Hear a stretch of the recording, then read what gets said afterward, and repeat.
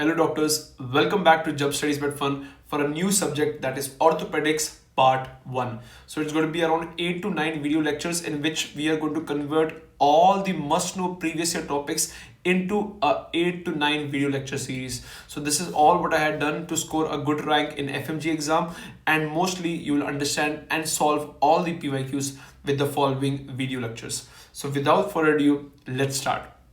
The first thing in orthopedics we are going to talk about are what are the different type of planes when we study. So when we study about the planes of division, first thing which you need to know are what are the types of planes. One is transfer plane. For example, if this is there, we're just going to divide it into half like this. So that is a transverse plane. Second is sagittal plane. Sagittal plane is like example, like if you see the parietal bone. So when I remember this by the mnemonic PSP, we divide the parietal bone into two parts. Whenever you're dividing in a way in which you will have left and right portion, that is sagittal plane. Coronal plane is when you divide in such a way when you'll have two portions, which is front and back. So simple. Transverse is half. Sagittal is going to be left and right. Coronal is going to be front and back. Next, we'll talk about the pattern of fractures. Now that is also very important with respect to what are the causes of injury.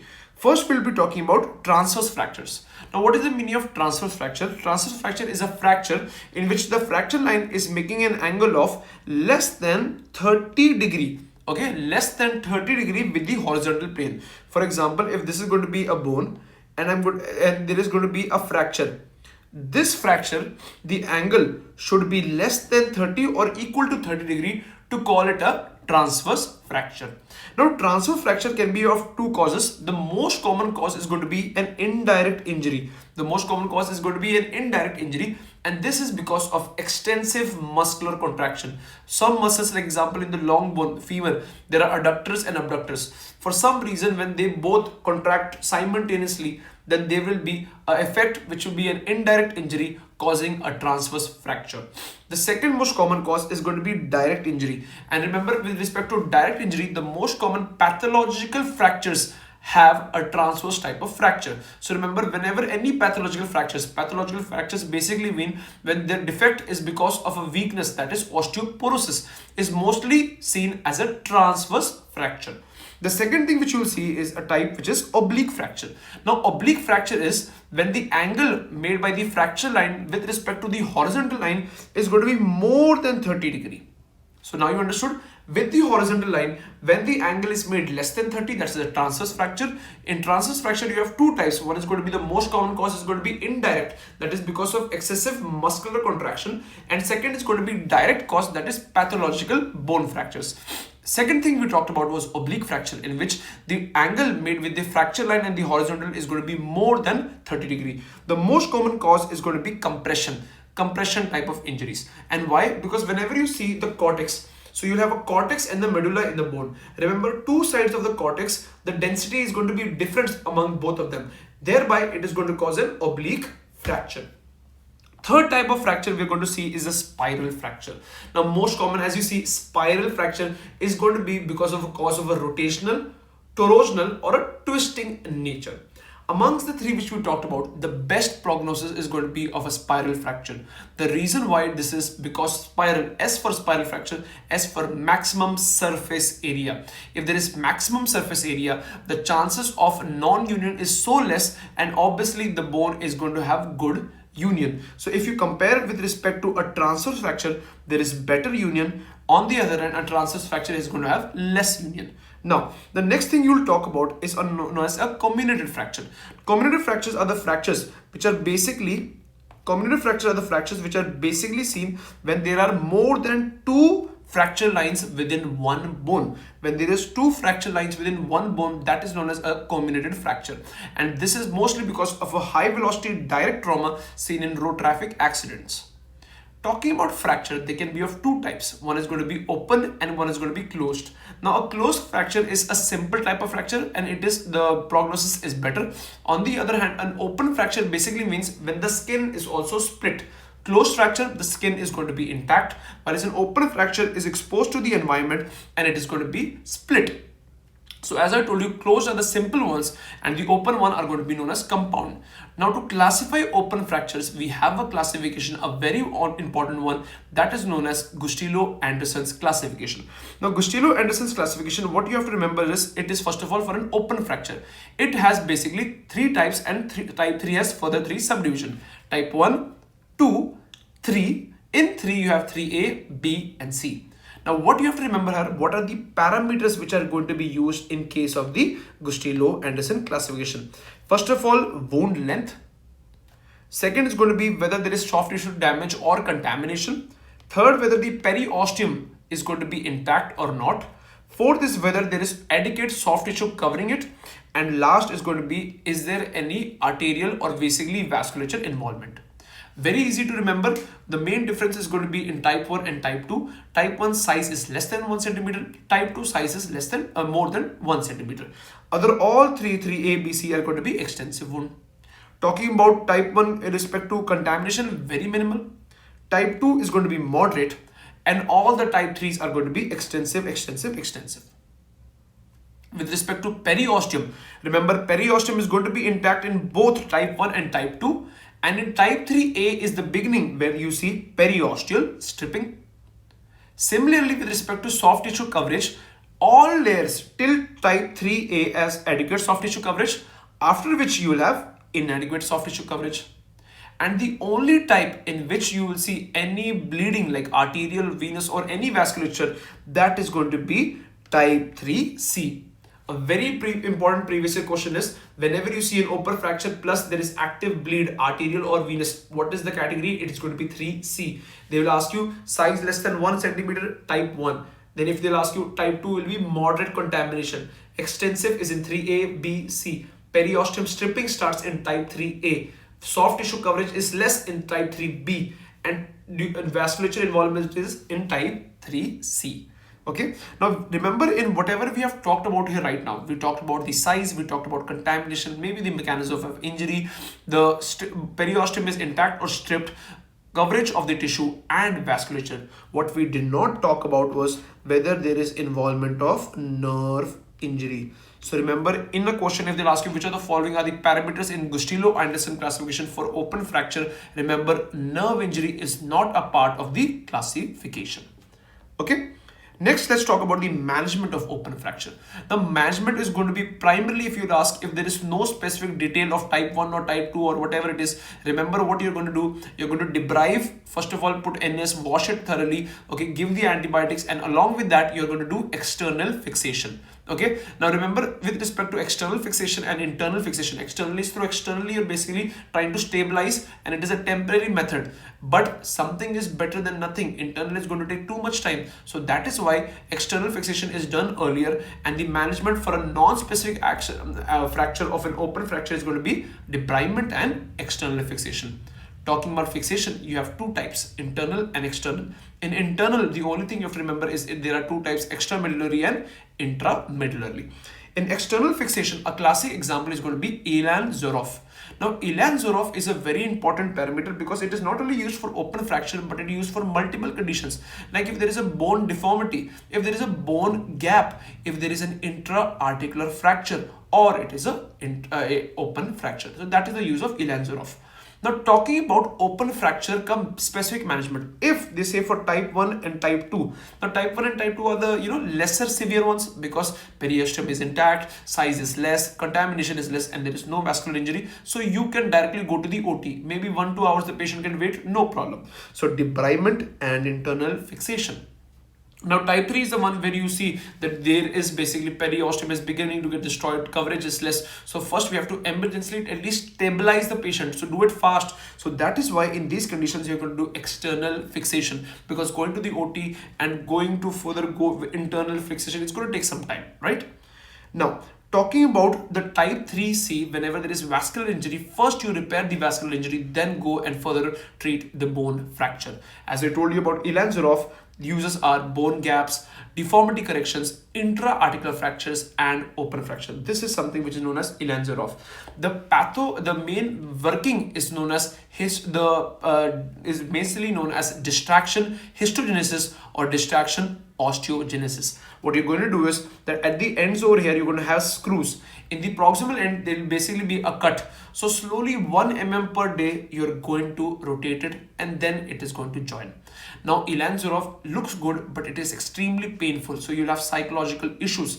Patient is going to, you're putting a foreign thing within the bone. So chances of infection, chances of neurovascular injury, and chances of bone and muscle contraction are very high.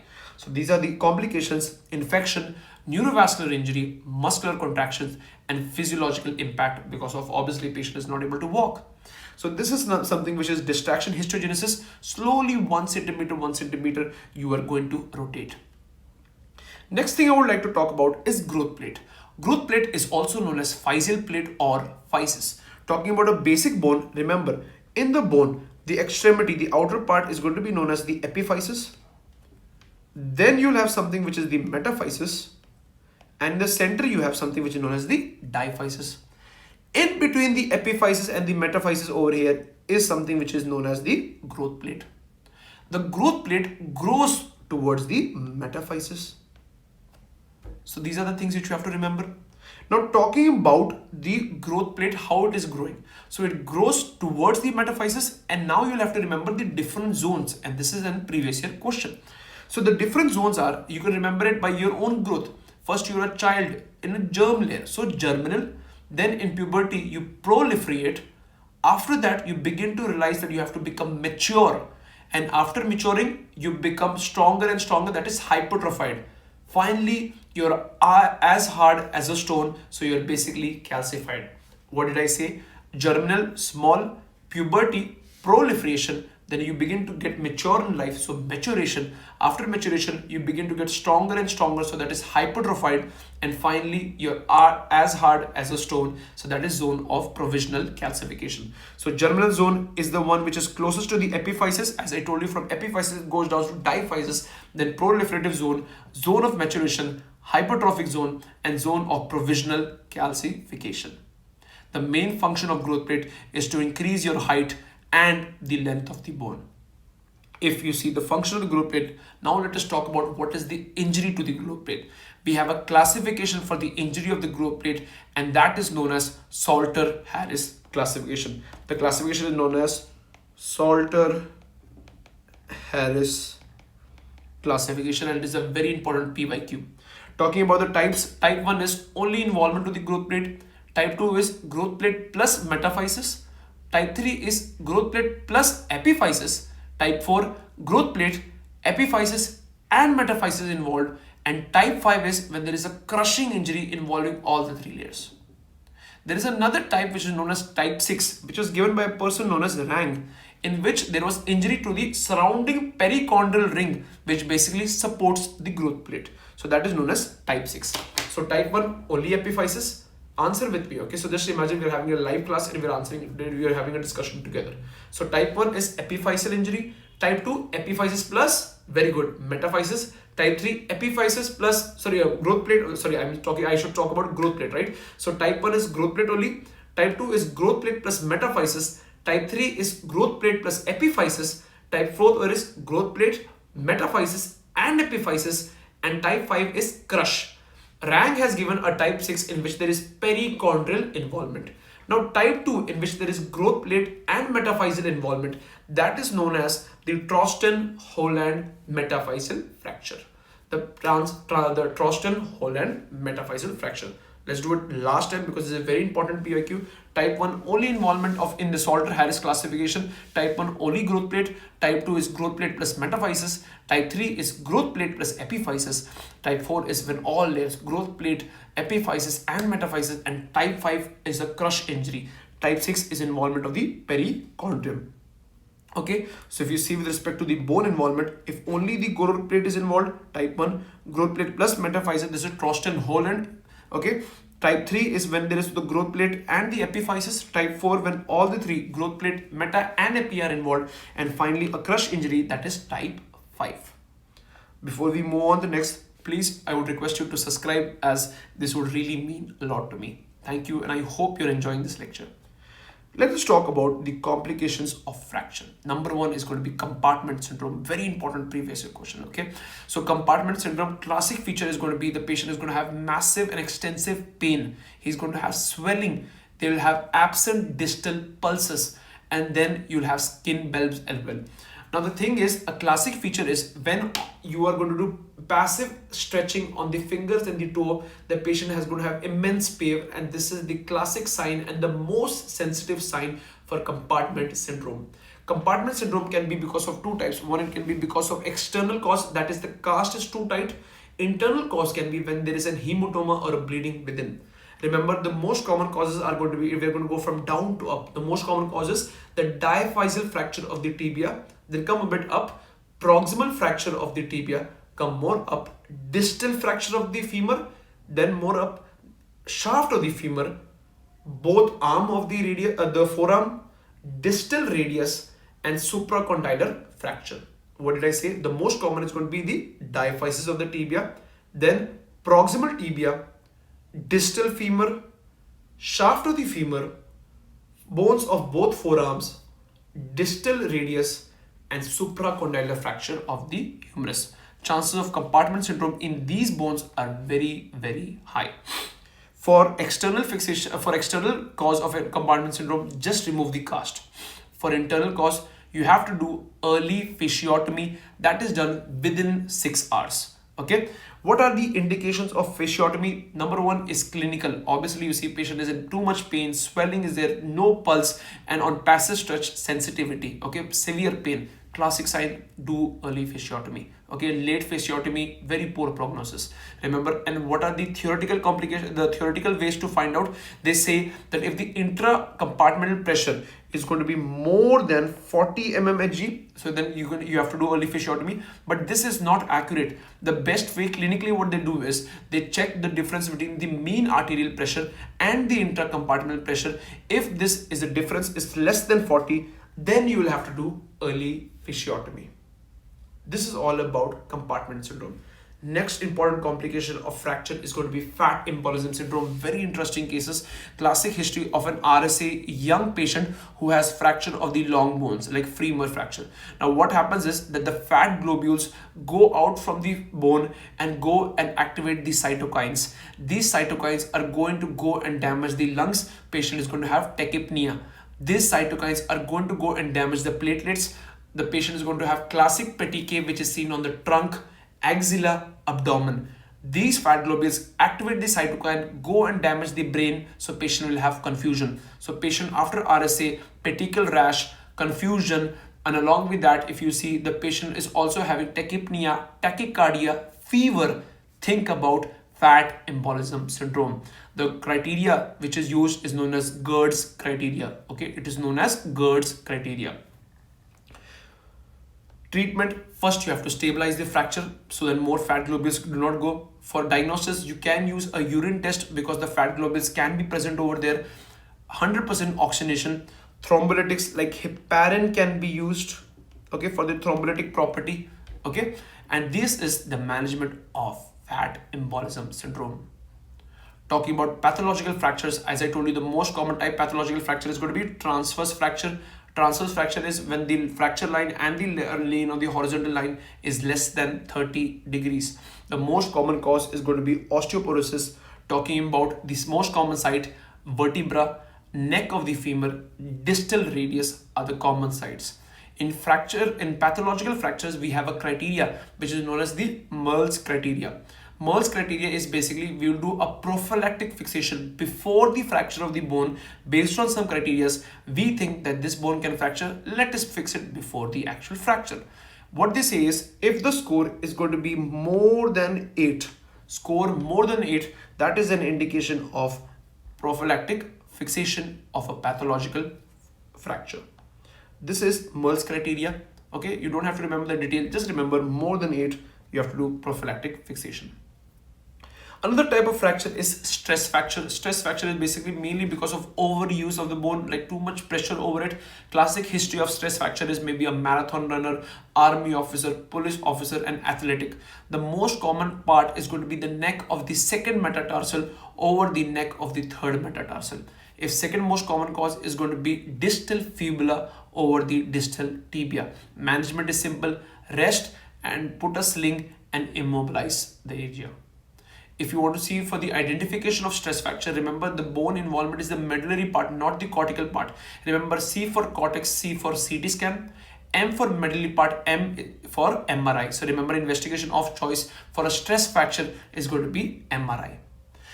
A green stick fracture is a fracture in which I told you there are two cortex, right? If only one cortex is fractured and the entire layer is not involved, that is known as a green stick fracture. Why a green stick? Usually what happens is the police, when they come to raid, right, so they're going to hit you, and one part of the bone, especially a more common bone involved, is going to be the ulna, and that part only one cortex is going to be involved. That is why that is known as a green stick fracture. A very important iatrogenic calcification. Iatrogenic basically was because of a healthcare eye. Maybe it is mostly history with quack. It is known as myositis ossificans. Patient has an injury, they're going to massage it for a prolonged time, okay, not a right way, and this massaging is going to cause metaplasia of the muscle, thereby causing heterotropic ossification of the muscle. The most common joints involved are the elbow joint and the knee joint. You will see that the ESR and the CRP are going to be increased in an active lesion. In an active lesion, you have to give NSAIDs and immobilizers.